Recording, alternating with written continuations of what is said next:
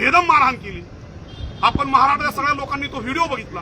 अरे 70 किती वर्षाच्या म्हातारीचं वय आहे बाबा? 70 वर्ष दरम्यान असेल। 70 वर्षाची म्हातारी अबला रस्त्यावरून चालली असताना एक अशा प्रकारचा स्विंग करून वार तिच्यावरती केला जातो। एका वारामध्ये ती खाली कोसळते आणि त्यानंतर समोरचा एक हरामखोर नराधम, अरे तिच्या नातवाचं त्याचं वय असेल, परत माघारी येतो आणि अमानुषपणे तिच्यावर परत एक वार करतो। कुठं घेऊन चाललाय तुम्ही महाराष्ट्राला?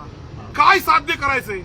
अरे वाटाने चाललेली ही धनगर 1 ते 2 मिनिटाच्या आत ही 100 मेंढ्या तुमच्यापासून निघून जाणार आहे। 100 मेंढ्याला चालायला वेळ किती लागतो? अरे मेंढी चालताना सुद्धा सकस अशा प्रकारचं खत तुमच्या रानाला देऊन जाते। काळं भंगार, आबा काय पीक होतं रे तिथं? काळं भंगार रान होतं। काळ्या भंगार रानामध्ये 4 मेंढ्या गेल्या। काय खाल्लं रे तुझं प्रस्थापिता? का म्हणून तुझी एवढी मुजोरी?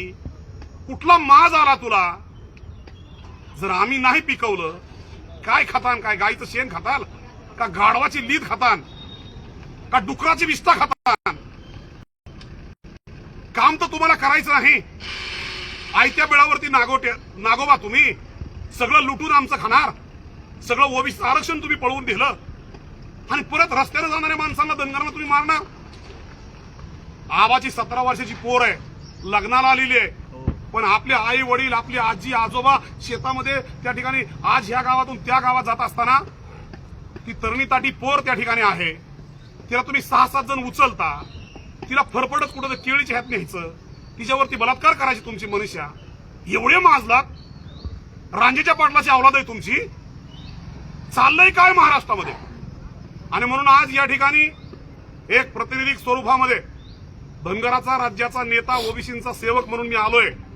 परंतु माझी राज्यातल्या जनतेला एक विनंती आहे की हा विषय आपण सर्वांनी गंभीरतेने घ्या आणि पोलीस प्रशासन, या जिल्ह्याचे पालकमंत्री, या जिल्ह्याचे एसपी कुलकर्णी साहेब, डीवायएसपी साहेब, पीआय माने साहेब, तुम्हाला भी विनंती आहे, जर तुम्हाला धनगराचं सुंबरान बघायचं नसेल, जर तुम्हाला होळकरी दंगा बघायचा नसेल, तर आज संध्याकाळी दिवस मावळाच्या आत ते कोण हरामखोर आहेत, ती कोण रांजेच्या पाटलाची औलाद आहे? कारण त्या व्हिडिओमध्ये आम्ही स्पष्ट बघतोय, पाटलाला बोलवा, पाटलाला बोलवा। काय पाटील काय तुझ्या आईवर सोडायचं आहे काय रे? कोण पाटील? काय करणार आहे पाटील येऊन? गरीब धनगर रस्त्याने चालले असताना पाटलाचं काय काम आहे तिथं?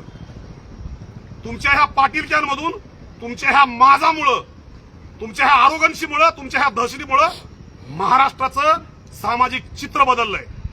महाराष्ट्र अशांत आहे, अस्वस्थ आहे, आक्रोशित आहे आणि हे आम्ही अजिबात चालून देणार नाही। आम्ही तुम्हाला परवाच अंजनगाव खेलोबाला सांगितलं होतं की तुम्ही धनगराला हात लावू नका आणि मी अत्यंत जबाबदारीने सांगतोय, या बारामतीच्या मुढाळे गावच्या धनगर बांधवांवरती झालेला हल्ला आहे, त्या मतदारसंघाच्या लोकप्रतिनिधी, या राज्याच्या उपमुख्यमंत्री सुनेत्राताई पवार आहेत, पवार साहेब राज्यसभेमध्ये आहेत, पार्थदादा तिथं आहेत।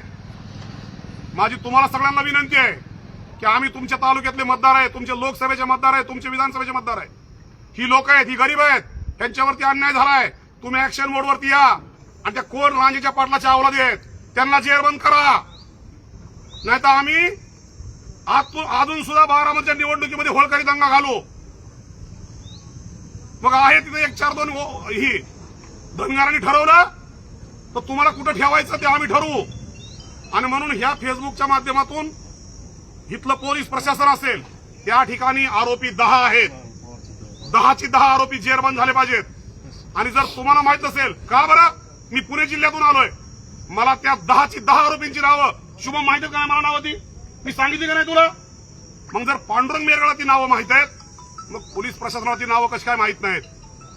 आजचा सूर्य मावळाच्या आत सगळे आरोपी जेरबंद झाले पाहिजेत। पोस्को सारखा गुन्हा त्यांच्यावरती दाखल झालाय, त्या पद्धतीनेच त्यांची चौकशी झाली पाहिजे।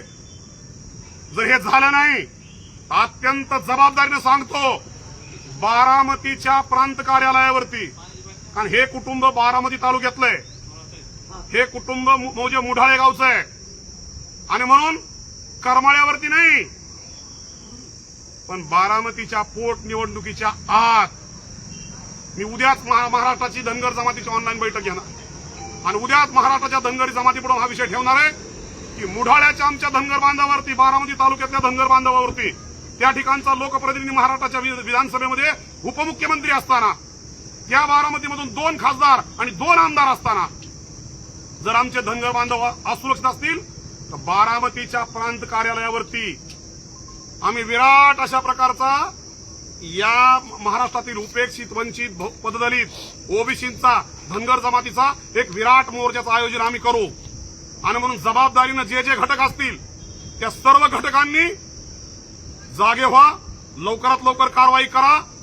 नाही तर जर ही कारवाई उद्या सकाळचा सूर्य उगवायच्या आत सगळे आरोपी जेरबंद झाले नाहीत तर उद्याच एक राज्यव्यापी विराट मोर्चाचं बारामतीच्या प्रांत कार्यालयावरती नियोजनाची घोषणा मी उद्याच 12 वाजता करेन. त्यामुळे हा प्रश्न गंभीरतेनं घ्यावा. तुम्ही अंजनगाव खेलोबाला बघितलेलं आहे. एकदा जर का धनगर डटून उभा राहिला तर तो मागं हटत नाही. आणि म्हणून महाराष्ट्रातल्या मेंढपाळांच्या पाठीमागं शिवाजी बनकर सर असतील, शुभम असेल, आमचा सतीश असेल, आमचा हर्षवर्धन बारावकर असेल, आमची सगळी राज्यामधून आलेली सगळी मंडळी असतील, अजून कोणी निघालेत, गोपीचंद पडळकर साहेबांनी आमच्या माऊली हळणवर आता एसपी साहेबांना सोलापूरमध्ये भेटतायत, कोण मुंबई मंत्रालयामध्ये कोण भेटताय, सगळ्या पद्धतीने चालू आहे. सकाळी माझं मुख्यमंत्री साहेबांनी सुद्धा बोलणं झालेलं आहे. आणि म्हणून मी सांगतो पोलीस प्रशासनाला, तुमचा ढिसाळपणा चालणार नाही. पोलीस स्टेशन पासून 15 किलोमीटरवरती गाव आहे. गुन्हा घडलेला 21-22 तास झालेले आहेत. आता भरपूर लाड झाले. हे लाड बंद करा. त्या हरामखोरांना जेरबंद करा. त्यांच्या मुसक्या आवळा, त्यांना जेलमध्ये टाका. एवढंच सांगतो. एवढं आजच्यासाठी पुरेसं आहे. जर कारवाई झाली नाही तर पुढचा विषय आम्हाला करावा लागेल. जय मल्हार.